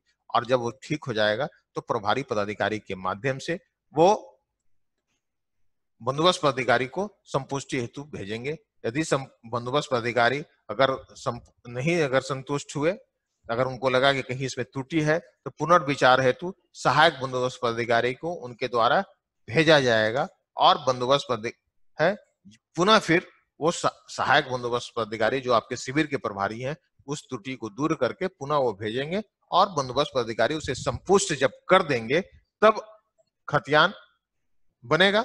जब 18 क में जब लगान तय हो गया तो ही लगान प्रपत्र 18-19 में चला जाएगा, आप समझ लीजिए। और जब वो लगान वहां अंकित हो गई तब प्रपत्र 20 तैयार किया जाएगा। प्रपत्र 20 जब तैयार किया जाएगा तो वो 20 बंदोबस्त अधिकारी के हस्ताक्षर और मोहर से तैयार किया जाएगा और उसे प्रकाशन किया जाएगा। आप ये जान ले, वो भी प्रकाशन कितने दिनों के लिए होगा? वो प्रकाशन 30 दिनों के लिए लगातार किया जाएगा आपका संबंधित शिविर में, फिर राजस्व कराम के सार्वजनिक स्थल पर, पंचायत में, अंचल कार्यालय में। और जब प्रकाशन करने के बाद में आपत्ति ली जाएगी। अगर कोई रैयत को लगे कि नहीं ये अभी भी भूल हो गया है, कोई इसमें गलती रह गया है, तो रैयत क्या करेंगे कि आपत्ति वो देंगे प्रपत्र 21 में। वो आपत्ति जिला बंदोबस्त कार्यालय के स्तर पर लिया जाएगा और लेने के बाद में या शिविर में लिया जाएगा, उसको जिला में आप भेज देंगे आपत्ति को, और वहां उप समाहर्ता भूमि सुधार स्तर के पदाधिकारी, डिस्टिलर स्तर के पदाधिकारी राज्य सरकार के द्वारा अधिसूचित किए जाएंगे। वो जिला स्तर पर बैठकर उन आपत्तियों का निपटारा करेंगे 90 दिनों के अंदर में। 90 कार्य दिनों के अंदर में उनके द्वारा वो निपटारा किया जाएगा आपत्ति प्राप्ति के 90 दिनों के अंदर में। यदि मान लीजिए कि वो प्रकाशन हो रही है 1 जून को, तो वहां से 90 दिन, तो 1 जून को जो आपत्ति आई उसको 90 दिन के अंदर में निपटारा करना है। अगर 30 जून में आया आपत्ति, वो 90 दिन में होगा। तो 1 जून वाला जो आपत्ति आएगा वो 1 जून से ही काउंट होगी, ना कि वो 30 जून से काउंट होगा 90 दिन। उसी से समझ लीजिए। तो इस तरह से उनके द्वारा जब हो जाएगी आपत्ति का निपटारा वगैरह सब हो जाएगी, तो प्रपत्र 20 पुनः फिर में संशोधन होगा और प्रपत्र 20 जो बनेगा 4 प्रति में बनेगा। 1 प्रति रैयतों को दिया जाएगा, रैयती फर्द। दूसरी जो होगी मालकी फर्द, जो आपके जिला के समाहर्ता को दिया जाएगा, वही खतियान जिला विलेखागार में रहता है। और तीसरा बनेगा जो अंचल कार्यालय को देंगे, वो उसी खतियान के आधार पर अभिधारी खाता पंजी तैयार किया जाएगा और वही खतियान वहां सॉफ्टवेयर में रहेगा। जो ऑनलाइन मोटेशन अभी दाखिल खारिज आप सुनते हैं, जब रजिस्ट्री कराइएगा, अप्लाई कीजिएगा, वहां सीओ साहब दाखिल खारिज करेंगे, आपका खतियान में भी करेक्शन हो जाएगा। तो ये सर्वे जो है अंतिम होगा हमारा, वो खतियान स्वतः अपडेट होते रहेगा, नया खतियान बनते रहेगा। और अगर जमीन बिक्री हुई, बंटवारा हुआ, अगर प्लॉट में विखंडन हुआ, तो मानचित्र भी आप जान लीजिए सॉफ्टवेयर के माध्यम से वो व्यवस्था की जा रही है कि मानचित्र भी अपडेट होते रहे और मानचित्र भी अपडेट होते रहेगा। चौथी प्रति जो खतियान बनेगी वो डिजिटल कॉपी में या हार्ड कॉपी में निदेशक भू अभिलेख परिमाप निदेशालय महोदय को भेजा जाएगा और उनके द्वारा वो अभिरक्षा में वो खतियान रखी जाएगी। ये आप जान लीजिए। इस प्रकार से जब हो जाएगा तो नियम 16 के अंतर्गत आप ये जान लें, अधिकार अभिलेख की अंतिम प्रकाशन और एवं शुद्धता की उपधारणा राज्य सरकार जो होगा उस विशेष क्षेत्र के संबंध में अधिसूचना जारी करके उस खतियान को साक्ष्य के रूप में निश्चयात्मक साक्ष्य के रूप में लागू कर देंगे। वो खतियान लागू हो जाएगा, डी नोटिफाइड हो गया कि हमारा खतियान अब लागू हो गया। इस प्रकार से नियम 17 कहता है क्या, ये आप जान ले, जो आपको पता है कि अंचल कार्यालय में अंतिम अधिकार अभिलेख का संधारण, जो संधारण होगा मानचित्र सहित अधिकार अभिलेख सॉफ्ट कॉपी में संधारित होगा। उसी के आधार पर दाखिल खारिज भी होगा, उसी के आधार पर अगर एलपीसी निर्गत होगी, उसी के आधार पर अगर बैंक अगर वेरीफाई करना चाहे तो उस खतियान को देखकर आपको लोन भी दे देगा। इस प्रकार से। और ये भी जान लें, एक बहुत अच्छी बात है कि निबंधन कार्यालय को भी अंचल कार्यालय से इंटीग्रेट किया जा रहा है। निबंधन होगी और इधर वो दस्तावेज अंचल कार्यालय को आ जाएगा, स्वतः दाखिल खारिज अंचल अधिकारी के द्वारा कर दिया जाएगा। इस प्रकार से आपका ये खतियान लागू रहेगा और यही आपका नियमावली है पूरा जो है। आप इस तरह से खतियान आपको लागू हो जाएगा। चलिए, एक पेज से कोई प्रश्न है तो आप पेज हम हाँ 1 से चलिए। हाँ चलिए, आप लोगों को ही नियमावली में कहीं कोई दिक्कत, कोई प्रश्न है तब? हाँ, रंजीत कुमार सिन्हा जी बोलिए। नमस्कार सर।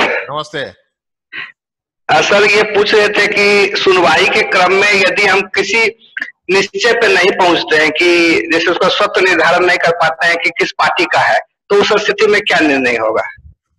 देखिए, अगर जब कोई मामला न्यायालय में लंबित है, पूर्व से टाइटल से संबंधित अगर है, तो वहां तो आप अगर ये जैसे ही वो दिया कि आपका प्रोक्लेमेशन जो बंदोबस्त पदाधिकारी करेंगे उद्घोषणा, उसके जी पूर्व सर। से ही न्यायालय में लंबित है, तब उस जी न्यायालय का नाम पाद संख्या लिखते हुए अभियुक्ति में आप वहीं ड्रॉप कर देंगे।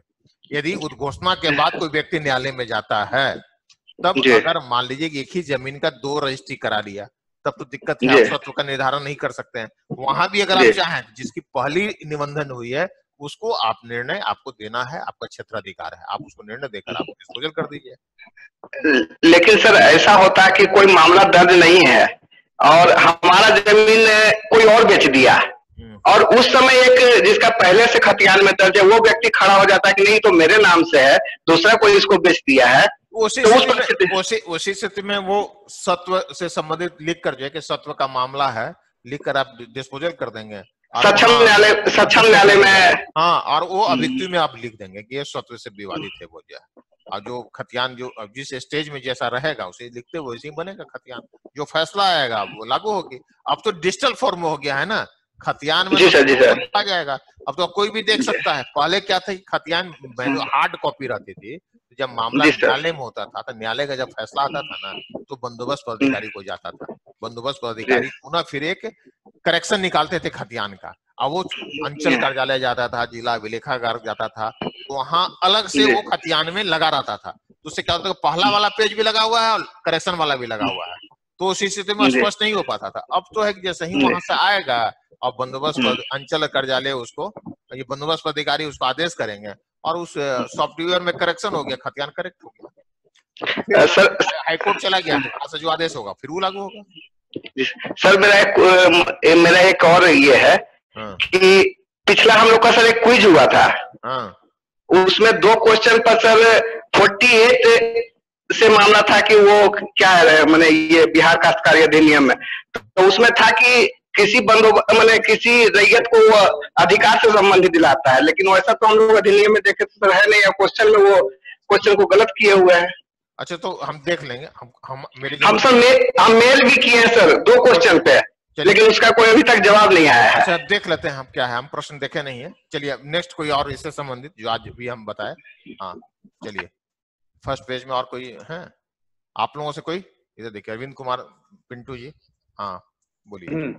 Good afternoon sir.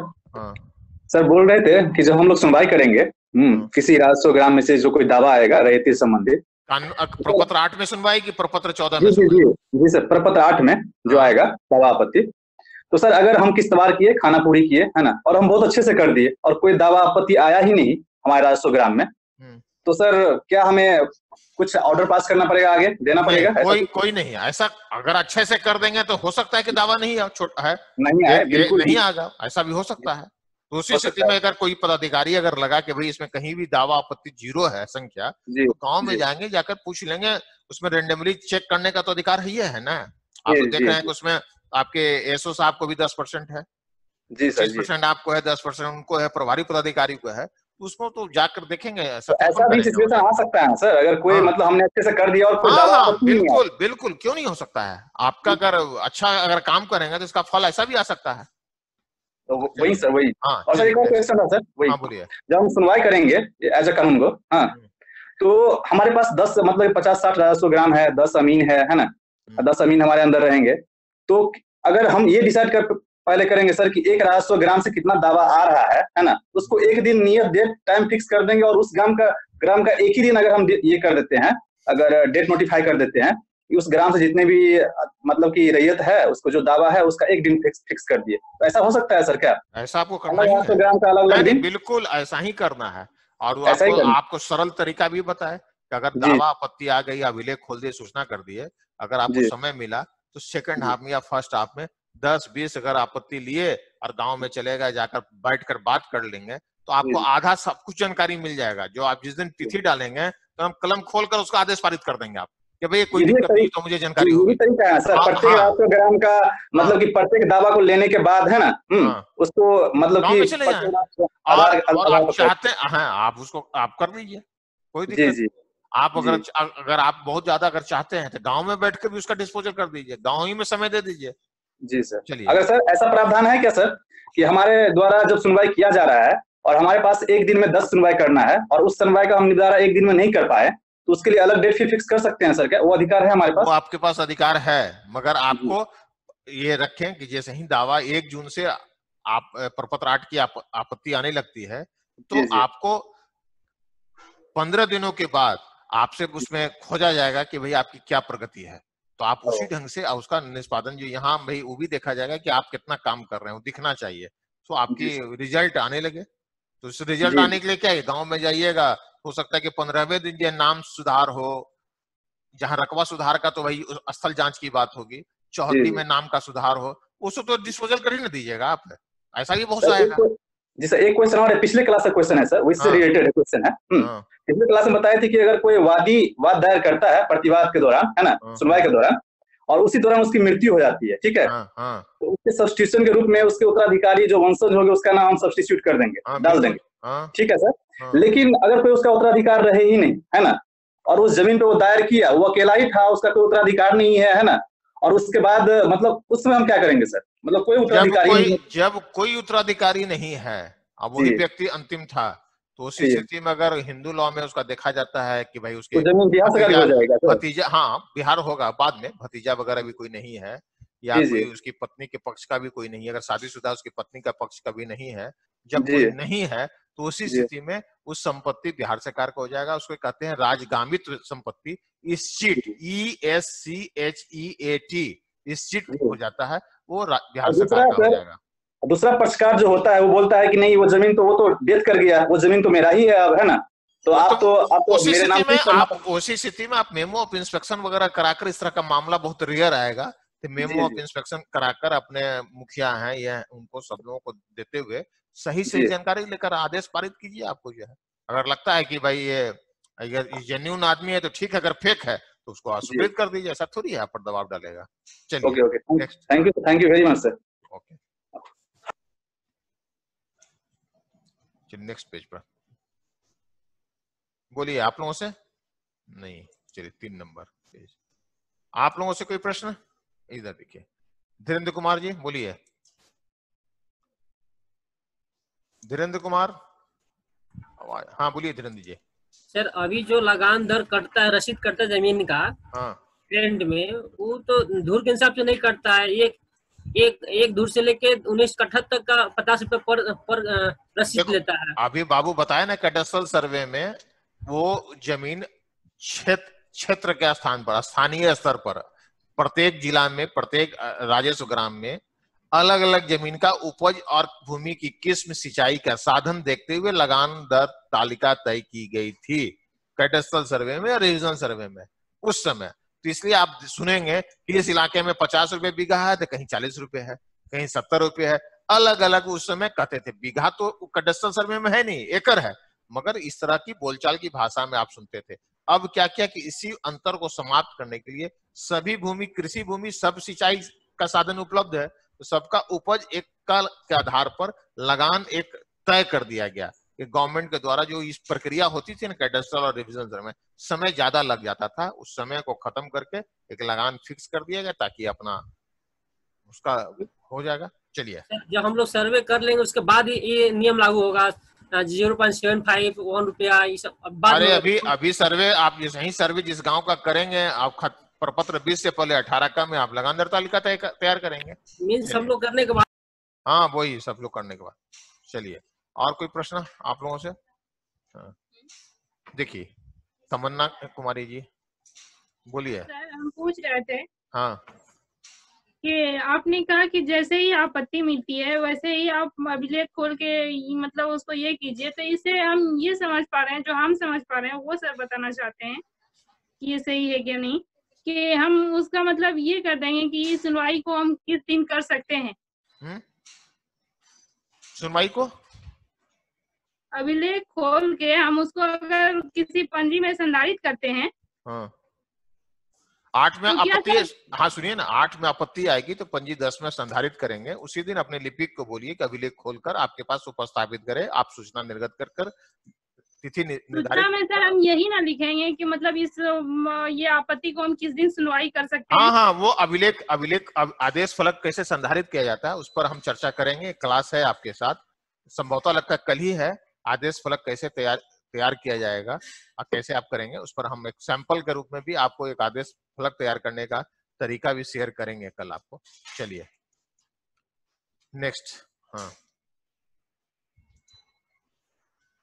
बोलिए, आप लोगों से कोई प्रश्न नहीं है? बैक हो जाइए।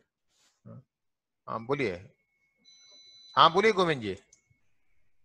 बिल्कुल जी प्रणाम सर। हाँ प्रणाम प्रणाम। अभी अभिवादन नहीं, अभी समय कम है, हम लोग ज्यादा बात करें, 15 मिनट समय है। हाँ। पहली बार मैंने बात हो रहा इसलिए प्रणाम किए। कोई बात नहीं है, आप सेवा में आ जाएंगे, हम लोग अक्सर मिलते जुलते रहेंगे। हाँ चलिए। सर एक चीज पूछ रहे हैं कि जैसे हाँ। एक किसी पिता का 3 गो बेटा है सर। हाँ। और वहां पर में रोड साइड से या घर बना लिया 2 व्यक्ति, ठीक। हाँ। और एक का जमीन बैक में दे रहा है। जब हम लोग जाते हैं वहां पर में, हमको कंप्लेन करता नहीं ये घर में मेरा भी अधिकार है, उससे अगर हम पेपर मांगते हैं आप उसके घर का आप सुन लीजिए, उसके घर का बंटवारा आप नहीं करेंगे। आप लोग कहिए कि आप तीनों आदमी आपसी सहमति कर पंचनामा बंटवारा कराकर मेरे पास आइए। उसको कहिए कि नहीं, तो उसमें अगर वो नहीं मानता है तो मामला ये डिस्प्यूट हो गया। तीनों भाई के नाम से ज्वाइंट खाता खोल दीजिए।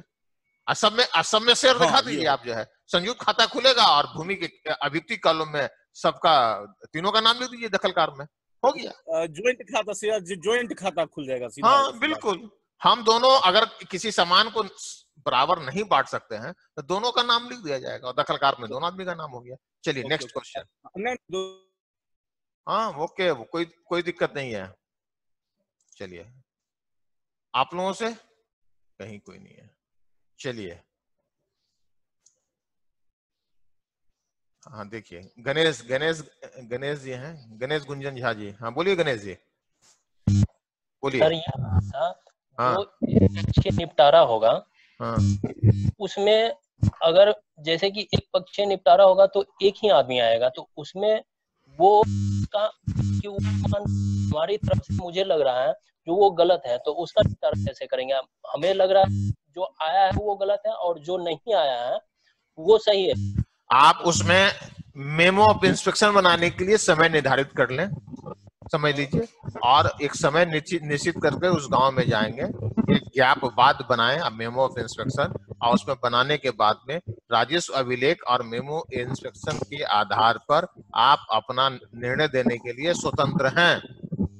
लेकिन सर एक पक्षीय निपटारा तभी होगा जब उसका हम बार बार समय देंगे। और बाबू तीन समय दे दो ना, 30 दिन, इसलिए तो कह रहे हैं जैसे ही आपत्ति आए उसी दिन अभिलेख खोल दीजिएगा तो 30 दिन समय मिल जाएगी। पहला 14 दिन और दूसरा 7 दिन देकर के आप काम को निपटारा कर दीजिए।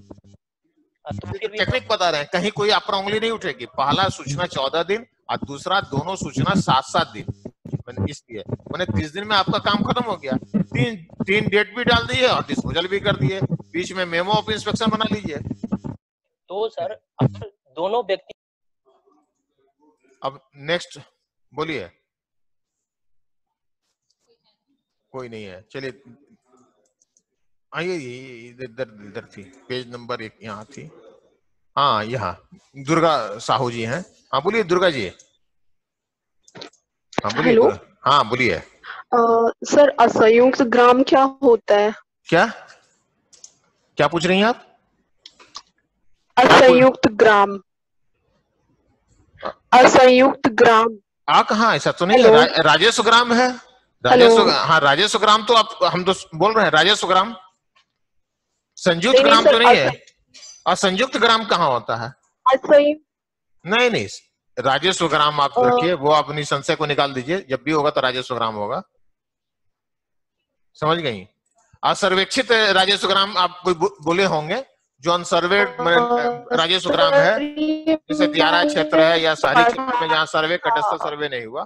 चलिए ठीक है, नेक्स्ट। आवाज भी साफ नहीं आ रही है इसलिए आपसे। हाँ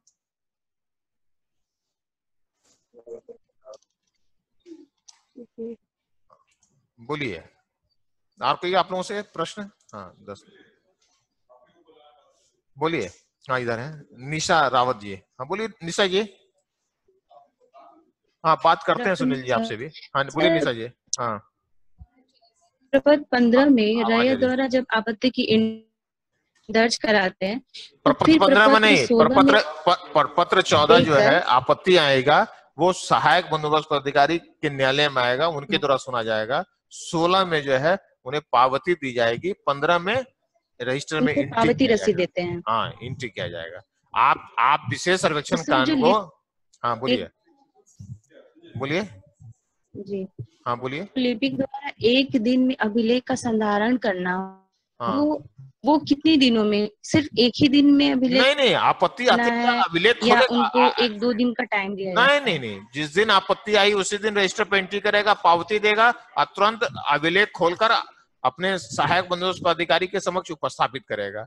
अगर 8 में आपत्ति आई है 10 में एंट्री करेगा, 9 में पावती देगा, उसी दिन अभिलेख खोलेगा, आपके समक्ष उपस्थापित कर देगा, ताकि आपको समय सीमा तय नहीं की हुई है, फिक्स है, उसी में डिस्पोजल करना है। चलिए सुनील कुमार जी। सर हाँ तो सर ये अभिलेख का जो साधारण होता है वो ऐसा तो नहीं है कि सिर्फ एक ही दिन में करना हो? नहीं एक दिन में नहीं, 2 दिन में हो सकता है। अरे बाबू खोलना है एक दिन में, कार्रवाई तो अभिलेख की कार्रवाई जो सुनवाई की प्रक्रिया है 30 दिन दी गई है, ठीक है 30 दिन में। हाँ मोहम्मद, हाँ ऊपर में। चलिए सुनील कुमार जी बोलिए। जी सर, कह रहे हैं सर कि जो नल जल वाला काम चल रहा है, हाँ नल जल सर वाला। बहुत से लोग हैं कि अपने निजी जमीन में नल लगवा रहे हैं, तो उसके लिए सर क्या किया जाएगा? कोई दिक्कत नहीं है, निजी जमीन पर नल जल योजना के अंतर्गत नल लग रही है, आप अधिकार अभिलेख का बनाएंगे, उस भूमि के स्वामित्व का और दखल पर न बनाएंगे, नल जल से ऐसा थोड़ी कि सरकारी जमीन हो गया। चलिए सर मंदिर का एक और क्वेश्चन है। हाँ बोलिए, हाँ बोलिए। मंदिर आवाज नहीं आ रही। बहुत लोग देखिए मंदिर में सुनिए ना, मंदिर में सार्वजनिक अगर उसमें पूजा हो रही है तो उसके अनावाद सर्वसाधारण खाते में जाएगा। अगर किसी के मंदिर घर के अंदर में है और उसका निजी पूजा वो करते हैं, व्यक्तिगत तौर से अपना परिवार करता है, तो सार्वजनिक अनावाद सर्वसाधारण में नहीं जाएगा, वो रईती में माना जाएगा। चलिए हाँ, वो विवाद का कारण नहीं बनाना है उसको। मंदिर तो चारदीवारी के अंदर में भी होता है, निजी होता है। चलिए नेक्स्ट, आप लोगों से चंदन कुमार जी, इनका प्रश्न अवश्य रहता है प्रत्येक पीरियड में। चलिए चंदन जी। प्रणाम सर। हाँ प्रणाम, बोलिए सर। मेरे कहने का मतलब है हाँ कि हम लोगों को 360 दिन का कार्य दिवस दिया गया। 300 दिन है, 300 डेज। तो सर 300 दिन, हाँ अगर बड़े राजस्व ग्राम है तो ज्यादा भी मिल जाएगा। ये सर, तो मेरे कहने का मतलब है कि अपना बिहार तो सर बाढ़ग्रस्त इलाका है, जैसे पूर्णिया, मधुबनी। अरे बाबा अगर कोरोना वायरस में अभी लॉकडाउन हो गया तो छूट मिलवे करेगा। प्राकृतिक आपदा आ गया तो छूट मिलेगी, बाढ़ आ गया तो छूट मिलेगी, मगर बाढ़ नहीं आया, अगर आपदा कहते हैं प्राकृतिक आपदा, तो मिलेगा। तो सब लोग जानना है अभी लॉकडाउन में क्या है, हमारा काम स्थगित है, आपका ट्रेन स्थगित हो गया और यातायात साधन स्थगित कर दिया, तो प्रधानमंत्री जी अब आमदनी थोड़े खोजेंगे इस पीरियड में कि रेलवे का क्या आमदनी हुई। जब लॉकडाउन में बंद हो गया तो बंद हो गया। जी सर, एक और क्वेश्चन है सर। हाँ बोलिए सर। ये कंफ्यूजन है सर, हम लोग का जो पर डे वर्क आवर कितना होगा सर? वो तो 24 घंटा अब है, एक सरकारी सेवक 24 घंटा काम करता है, समझ लीजिए। हमारा जो है ना ऐसा नहीं है, आप जो है 24 घंटा ही आप हो जाते हैं सरकार के मुलाजिम सरकार का मुलाजिम हम लोग 24 घंटे हैं, समझ लीजिए। और 7 दिन सर की 7 दिन, संडे रविवार है, अगर आवश्यकता पड़ गई तो, अगर आवश्यकता होगी तो बुला लिया जाएगा, हम लोग को ही बुलाया जाता है। हम अभी सचिवालय स्तर के कार्यालय में है, सैटरडे ऑफ है, अगर हमारे निर्देशक महोदय चाहते हैं कि सैटरडे को ऑफिस खुले तो खुलता है, काम करते हैं, सैटरडे को भी वेतन मिलती है।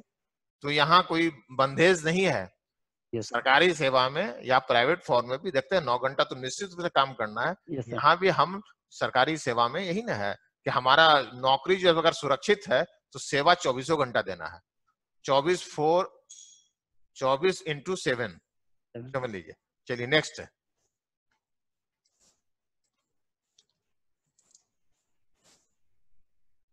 बोलिए अमित कुमार जी। अच्छा ठीक है, मोहम्मद इनसे भी जैसा बात करना है। हाँ अमित जी बोलिए। अमित जी हेलो। हाँ बोलिए। जी सर, हमारा एक क्वेश्चन था, अगर मान लीजिए हम लोग कानूनों की तरफ से जो सुनवाई करेंगे, अगर उस पर रैयत मतलब कहेगा कि नहीं ये सुनवाई उचित नहीं है, तो फिर वो क्या करेगा? ऐसा कभी कही नहीं सकता है कि रैयत उचित नहीं है। आपको एक्ट से है, आपको एक्ट और रूल से आपको शक्तियां दी गई है, तो रैयत कैसे रहेगा? जैसे नहीं, आप रैयत को दो पक्षदार रैयत होंगे। अरे आप सूचना निर्गत करेंगे, उसके बाद आपको जो दो पक्षदार होंगे रैयत। बोलिए ना, दो पक्षकार होंगे, कुछ तो कैसे देंगे ना, दोनों पक्षकारों को सूचना देकर, अरे दो रैयत मानने, दोनों रैयतों को सूचना देकर आप कार्रवाई करेंगे, सुनवाई करेंगे, उसके बाद जो निर्णय देंगे उसी हिसाब से अधिकार अभिलेख का निर्माण करना है। तो दोनों के रैयतों के बीच में जाना है, उन लोगों को मनोबल करना है, अधिकार अभिलेख का निर्माण करना है ना। चलिए, ये कोई प्रश्न थोड़े है ऐसा। उसको हटाइए, पीछे बैग में जाइए ना। हाँ, इसमें कौन थे? और कोई प्रश्न आप लोगों से? Yes sir, hello. हाँ देखिए, हाँ बोलिए। हाँ, स्नेहलता कुमारी जी। स्नेहलता दो हैं लगता है। हाँ हाँ बोलिए। हाँ बोलिए। तो आवाज जा रही है क्या सर? नहीं, स्नेहलता जी से बात कर रहा हूँ मैं पहले। हाँ बोलिए स्नेहलता जी। हेलो, आवाज नहीं आ रही है स्नेहलता जी। आप अपने इस सिस्टम देखिए, अनम्यूट कीजिए अपने सिस्टम से, आवाज तब आएगी। आपकी आवाज नहीं आ रही है? हाँ बोलिए। नहीं आवाज आ रही है। चलिए, नहीं आवाज आ रही है। हाँ बोलिए। हेलो, नहीं नहीं आ रही है। हेलो, नहीं। और कोई है? अपने स्क्रीन पर अनम्यूट कीजिए ना, नहीं हो रहा है। चलिए, तो और दूसरे उस पेज पे चलिए। और कोई एक संगीता थी। चलिए फिर कभी। हाँ यहाँ देखिए, संगीता, स्नेहलता संगीता थे। हाँ बोलिए। हाँ बोलिए। सर, आवाज आ रही है? हाँ आवाज आ रही है, बोलिए, जल्दी जल्दी प्रश्न कीजिए आप। सर, जो प्रपत्र से रिलेटेड में क्वेश्चन है, हाँ? प्रपत्र 6 में जो है रकबा का जो डिफाइन किया गया, कृषि और कृषि अन्य सब अलग अलग रकबा का उसमें एरिया डालना है। तो लेकिन जैसे प्रपत्र 3 में जो सभी अपने भूस्वामी अपना सत्यापन करेंगे, उसमें बस केवल खाता नंबर, खेसरा नंबर, रकबा, चौथी यही मेंशन है। ये जो अलग अलग कैटेगरी डला हुआ है, खेसरा पंजी, हाँ समझ गया आपके प्रश्न को। जब यादाश्त पंजी संधारित करेंगे ना, मीन आपके प्रपत्र 3-2 यादाश्त पंजी संधारित करेंगे, उसी समय वो प्लॉट पर जाते हैं और रैयत का देखते हैं कि जो जो प्लॉट उनका है, 5 प्लॉट है, तो उसमें 4 प्लॉट ये कृषि है, एक पर कृषि नहीं है, मैंने मकान बना हुआ है, बास भूमि है। तो जो कृषि वाली प्लॉट है वो 4 प्लॉट का रकबा एक जगह लिख देंगे, और जो नॉन कृषि, नॉन एग्रीकल्चर है, उसका एरिया अलग लिखेंगे। वो कृषि और अकृषि हो जाएगा। फिर उसी तरह से प्रपत्र 6 में भी है कि वो फसल को डिफाइन कर दिया कि अगनी है, बधाई, हाँ बिल्कुल है, तो वो उसी टाइम वो सारा अमीन जो है वो डिफाइन करता हुआ। देखिए, वो फसल वाली जो है ना, हमारा जो ये डाटा जो है, सभी विभाग की जरूरत पड़ेगी कि कौन सा फसल अगहनी कितना होता है, भदाई कितने एरिया पर होती है, रवि कितने एरिया में होती है। इसलिए हमारा लगान निर्धारण में तो उसकी जरूरत है नहीं है। हम तो कृषि और भीट और बास भूमि चौर दियारा कर दिए हैं। तो ये सब डाटा जो बनाया जा रहा है, या जो इतनी अलामत है, वो एक, अगर किसी स्वास्थ्य विभाग की जरूरत है, कितनी प्राइमरी हेल्थ सेंटर है, कितनी माने है एडिशनल हेल्थ सेंटर है, इसलिए सब डाटा कलेक्ट किया जा रहा है कि ये सर्वे जो एक बार हो जाएगा, हमारा डाटा जो है ना सारा विभाग का आ जाएगा कि कहाँ कितनी ऑफिस है, क्या है, कैसी जमीन है। इसलिए उद्देश्य ही है कलेक्ट करने का। मतलब यही कि आमीन जब जाके सत्यापन करेगा तभी वो हाँ बिल्कुल, इसलिए तो आपको कह रहे हैं आप अपने अमीन को किस्तवार से लेके खानापुरी तक एकदम आप डंडा लेके खड़े रहिए। गांव में रहना है, गांव में संपर्क करो। और ये आपका दायित्व बनता है कि अटेंडम किसी भी गांव में चले जाना चाहिए कि अमीन वहां है कि नहीं है। आपको मेहनत करना पड़ेगा। किस्तवार और खानापुरी में अगर 2 महीने अगर आप मेहनत कर दिए, 3 महीने, तो आप समझ लीजिए कि सारा काम आपका आसान हो गया, बैठे बैठे आप कर लीजिएगा। आपको किसी का बात ही नहीं सुनना पड़ेगा। किस्तवार अच्छा हुआ तो खानापुरी अच्छा हो जाएगा, रकबा का भिन्नता नहीं होगा। फिर खानापुरी में नाम का त्रुटि बहुत ज्यादा होता है, चौहद्दी का नाम का त्रुटि ज्यादा होता है, रकबा या ज्यादा प्रचार प्रसार हो जाएगा। तो अगर जमीन कोई खरीदे हुए अपने गांव से बाहर रह रहा है तो भी गांव में आकर अपना सब दावा आपत्ति दे देगा, खानापुरी सही करा लेगा, तो फिर उसको आपत्ति कम आएगी। मान लीजिए आप शहर में रह रही हैं, आप जमीन खरीद चुकी हैं, आप मोटेशन नहीं कराएंगे और आपके यहाँ खानापुरी चल रहा है, आप नहीं गए, तो जो विक्रेता है उसी के नाम से हो जाएगा। आप जब पता चला आपको पारू प्रकाशन के समय, उस समय आप जाकर आपत्ति कीजिएगा तो पीछे का काम तो छूट गया। तो उस समय अगर खानापुरी के समय हो जाएगा तो आपत्ति कम आएगी। चलिए next. Thank you sir. Okay, next page पर चलिए। और कोई 12 नंबर पेज पर, और कोई नहीं, चलिए 12 पेज पर चलिए। चलिए सुजीत कुमार है ऊपर में, यहाँ। हाँ बोलिए संजीत कुमार जी, बोलिए। हाँ सर, गुड आफ्टरनून सर। हाँ आफ्टरनून। सर मेरे को थोड़ा ऑर्गेनाइजेशन शॉर्ट बॉटम। हाँ बोलिए। डिस्ट्रिक्ट वाला सिनेरियो जी चाहिए आपको। डिस्ट्रिक्ट एडमिनिस्ट्रेशन, देखिए डिस्ट्रिक्ट में जिला पदाधिकारी हेड होते हैं जिले के, उनके अंतर्गत रेवेन्यू डिपार्टमेंट का सर, रेवेन्यू डिपार्टमेंट का ही बता रहा हूं मैं, उसी के अंतर्गत जिला जो है ना, जिला होते हैं, एक जिले में कई अनुमंडल होते हैं, अनुमंडल के हेड होते हैं आपके अनुमंडल पदाधिकारी। जिले में जो होते हैं उनके नीचे जो है मातहत होते हैं अपर संभारता, अपर संभारता राजस्व, अपर संभारता आपदा, आपदा भी है जो अभी महामारी वगैरह, बाढ़, आपका सुखाड़, वो अपर संभारता आपदा देखते हैं। कहीं कहीं अगर बड़ा जिला है तो वहाँ आप अपर संभारता जो होते हैं, अपर जिला दंडाधिकारी, लाइन ऑर्डर भी होते हैं, जैसे पटना में होते हैं। फिर राशनिंग के लिए अलग होते हैं, पटना में जो है क्या है, राशनिंग का अनुभाजन का जो है अलग होते हैं, वो एडीएम सप्लाई कहे जाते हैं। अगर छोटा जिला है तो वहाँ अपर संभारता राजस्व होंगे और अपर संभारता आपदा होते हैं, दो होते हैं। उनके नीचे जो है अनुमंडल होगा, कार्यालय होगा।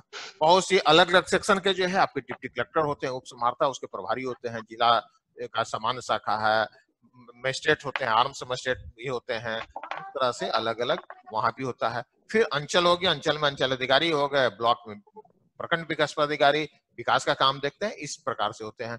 बंदोबस्त के दृष्टिकोण से अगर आप देखेंगे, जिला संभारता ही बंदोबस्त पदाधिकारी होते हैं, उनके नीचे प्रभारी पदाधिकारी होते हैं जो अपर संभारता राजस्व ही उसके प्रभार में होते हैं। फिर उसके नीचे जिला बंदोबस्त कार्यालय होता है, उस जिला बंदोबस्त कार्यालय में एएसओ मुख्यालय होते हैं। एएसओ मुख्यालय वो जिला के स्थापना, सर्वेक्षण का काम, प्रतिवेदन देना एवं अन्य कार्य उन्हें करना है। फिर शिविर में सहायक बंदोबस्त पदाधिकारी शिविर के प्रभारी होते हैं, उनके एक शिविर में 2 कानूनगो होंगे और उनके नीचे अमीन होते हैं और लिपिक होते हैं, आईटी बॉय रहेंगे। ये जैसे जैसे सर अमीन है, उसके बाद SSK, then ASO, then charge officer और उसके बाद SO. SO section settlement officer. CI पहले सीआई जो होते थे, अंचल अधिकारी जो सर्किल ऑफिसर हैं, उनके नीचे पर्यवेक्षक एक होते थे सर्किल इंस्पेक्टर। अब वही उनका पदनाम बदल दिया गया, वो रेवेन्यू ऑफिसर हो गए, जो आपके बिहार पब्लिक सर्विस कमीशन से चयनित होकर आते हैं राजस्व अधिकारी के पद पर। ठीक है, तो सीआई और सीओ दोनों एक ही है? नहीं, सीआई आरओ एक होते हैं। सीआई का पदनाम बदल दिया गया, पहले अराजपत्रित था, अब राजस्व अधिकारी राजपत्रित हो गया। चलिए नेक्स्ट, अब समय समाप्त हो गई है, अब हम लास्ट पेज पर एक कोई हो, चलिए उनसे प्रश्न कर लें, उसके बाद आप लोगों से कोई प्रश्न नहीं है। देखिए यहाँ एक है, रवि प्रकाश जी, चलिए आपसे चलते चलते बात कर लें। बोलिए रवि प्रकाश जी। हेलो, हाँ बोलिए जी, मिल रहा है आवाज साफ? हाँ आवाज साफ नहीं आ रही है। हाँ बोलिए। हेलो, आवाज मिल रहा है सर? हाँ आवाज मिल रही है, बोलिए। और सर कि लगान का काम कौन करेगा?